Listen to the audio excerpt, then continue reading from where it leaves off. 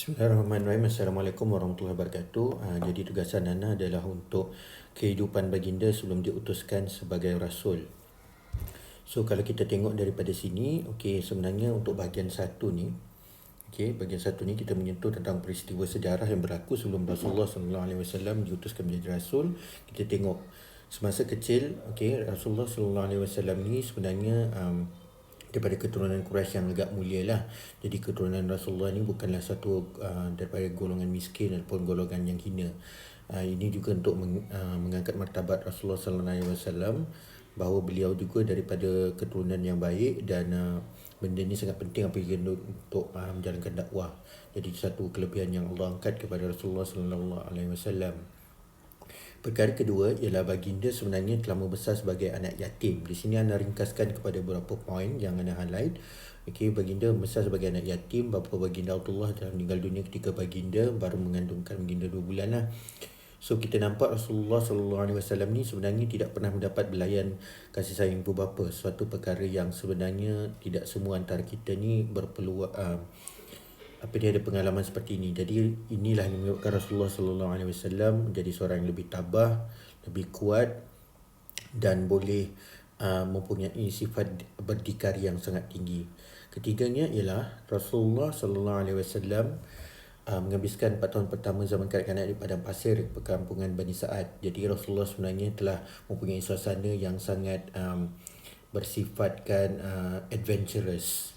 Ya, Rasulullah sebenarnya bukannya dalam keadaan macam hidup yang mewah, selesa, duduk, tengok TV dan sebagainya. Mungkin zaman dulu berhibur, okey, makanan lazat dan sebagainya. Tapi Rasulullah SAW seorang yang sangat aktif dan terdedah kepada dunia sekitar. Jadi inilah antara perkara-perkara secara nature bagaimana Rasulullah SAW membesar. Keempat ialah kepribadian keunggulan Rasulullah tu telah dilihat semenjak kecil lagi. Rasulullah SAW kita boleh tengok mempunyai perwatakan, cara bercakap dan juga perilaku yang baik. Untuk yang kelima ialah pada awal remaja baginda telah mengembala kambing pada penduduk Mekah dengan bayaran upah berapa kirat 1/24 dinar. Jadi kalau kita tengok dalam sejarah pun kebanyakan Nabi diutuskan Allah semuanya mengembala kambing. Mungkin ada something pasal mengembala kambing. Satu, ia adalah aktiviti biasa bagi aktiviti ekonomi kanak-kanak pada zaman dulu untuk membantu kewangan keluarga dan merupakan satu perniagaan yang cukup memberikan sumber pendapatan cukup baik. Dan seterusnya mungkin telah ditakdirkan mengembala kambing ni memerlukan kesabaran, memerlukan kekuatan fizikal dan juga mental kerana perlu mengawal, memberi arahan dan juga bersabar. Jadi di situ Rasulullah dibina sifat-sifat kepribadiannya. Baginda SAW tidak mengerai rakan-rakan sebaya di kalangan remaja. Jadi di sini kita nampak Rasulullah sebenarnya mempunyai seorang yang berpindangan lebih jauh. Dia tidak ikut apa yang biasa-biasa ni. So dia ikut pada sesuatu yang lebih advance, tidak terikut dengan apa yang viral, apa yang in ketika itu. Jadi Rasulullah di sini mempunyai satu keistimewaan, mungkin segi pemikiran dan juga aktiviti baginda. Sejak baginda mula memayis, baginda dikenali sebagai akal yang matang dan pandangan yang bernas. Jadi Rasulullah SAW sebenarnya mempunyai akal yang mempunyai satu kebolehan untuk membuat keputusan, membuat perbandingan dan memberi kata putus terhadap sesuatu permasalahan. Jadi kita boleh tengok peristiwa Hajarul Aswad. So kita nampak Rasulullah sebenarnya seorang yang sangat bijak dan suka membuat penilaian dan memberikan keputusan. Jadi kebijaksanaan tu dilatih. Semasa remaja, baginda SAW dikenali sebagai orang jujur dan amanah di kalangan kaumnya. Jadi mungkin daripada urusan seharian, muamalat dan perniagaan Rasulullah tu dengan jujur, mengutarakan janji, buat apa yang perlu dibuat. Jadi hal ini memberikan satu situasi yang sangat baik. Baginda bermusafir keluar dari Mekah sebanyak 2 kali. Pertama bersama bapa saudara baginda Abu Talib ketika berusia 12 tahun. Kedua ketika berusia 25 tahun sebagai berniaga kepada harta dagangan Khadijah. Kita nampak Rasulullah seorang yang sangat suka bermusafir, suka pergi ke dunia luar, tidak terkurung dalam suatu tempat saja. Jadi ini memberikan satu horizon, sudut pandang yang berbeza kepada cara Rasulullah SAW melihat kehidupan. Sama seperti kita yang mungkin perlu sentiasa berkelana untuk menambah kita punya pemikiran kita, memperbaiki cara kita memberikan sudut pandang terhadap sesuatu perspektif berbeza. Dan ke-10 ialah beberapa tahun sebelum diutuskan jadi Nabi, Nabi Allah telah menimbulkan rasa cinta kepada baginda SAW untuk pergi ke Gua Hira. Ke Gua Hira, sebuah bukit yang berkaitan dengan Mekah. Jadi Rasulullah suka berkhalwah lah, maknanya buat amalan baik di situ dan macam bersendirian, okay, bertenang dan memikirkan, bertenang dan macam kata orang zaman sekarang bermeditasi.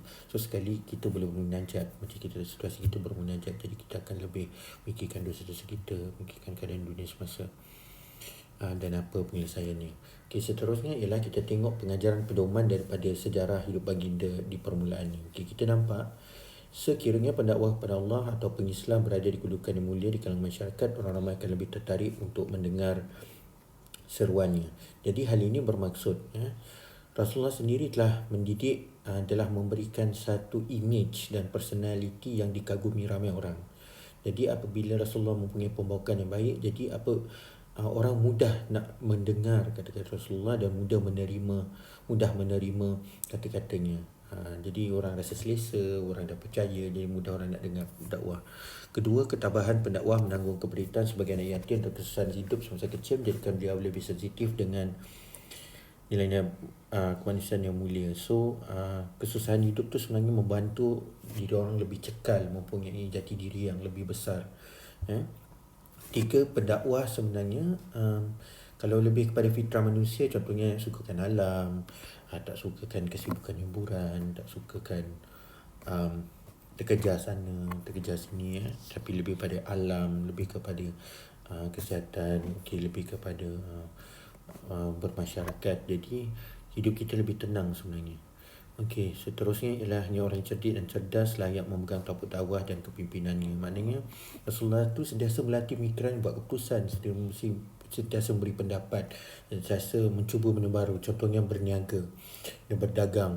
Jadi Rasulullah jumpa lebih ramai orang, memberi keputusan, memberi pendapat. Jadi bidangnya cerdas. Apabila menjadi cerdas, orang suka. Sebab orang percaya orang ni pandai, orang ni bijak. Kelima ialah dalam urusan sara hidup, seorang pendakwah perlu bergantung pada usaha peribadinya dan sumber pencariannya. Itu boleh tengok Rasulullah sendiri menggembala kambing, kemudian dia berdagang dan berniaga. Sungguhnya Allah lebih suka orang yang sentiasa kaya dan sentiasa meningkatkan pendapatan diri berbanding dengan orang miskin yang sabar. Jadi maknanya kita selagi ada upaya, kita cuba tidak bergantung pada orang lain, usahakan mencari rezeki. Kehidupan pendakwah yang lurus masa remaja dan menjalani hidup baik lebih menjamin kejayaan beliau dalam dakwah pada Allah. So kalau kita ada history, latar belakang kehidupan dari kanak-kanak sampai remaja tu baik, kita dikenal bagaimana sabar, berdikari dan sebagainya, orang akan lihat sejarah kita. Mahu tidak mahu, apabila orang nak percaya pada kita, orang akan tengok siapa kita dulu. Walaupun sebenarnya itu tidak penting, tapi sebenarnya agak sukar apabila kita punya background yang tidak baik, jadi kita nak bercakap satu yang baik tu orang sukar nak terima. Jadi lebih baik daripada kecil, daripada remaja, kita usahakan untuk ada rekod baik. Ketujuh ialah pengalaman pendakwah berkelana, bergaul dengan orang ramai, memahami ada situasi dengan masalah mereka, memberi kesan besar pada jalan dakwahnya. Maknanya Rasulullah sentiasa bermusafir dan buat banyak perkara. Jadi benda tu bermusafir, berkenalan dengan ramai orang, berurusan dengan ramai orang. Jadi Rasulullah kena lebih peka, lebih prihatin, lebih sensitif dengan sesiapa dia hendak berdakwah. Okay, dan ke-8 ialah kita boleh lihat sini, dari masa ke semasa pendakwah kepada Allah mesti mempunyai waktu untuk dia sendiri. Maknanya perlu ada me time. Maknanya kena bermunajat, bersabar, jangan selalu berkumpul ramai, gelak ketawa dan sebagainya. Okay, jadi itulah sedikit sebanyak ulasan untuk bahagian 1.